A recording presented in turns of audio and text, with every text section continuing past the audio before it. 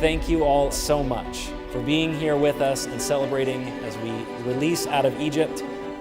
It has been an unexpected joy to travel to these places and to share them with people around the world.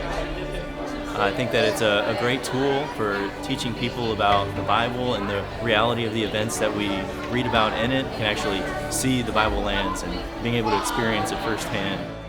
So Karnak actually, according to the Story of the Exodus is our story. I loved it. It was great. It was incredible. It brought it to life. It was really well done. And brought out points that will help make it more personal.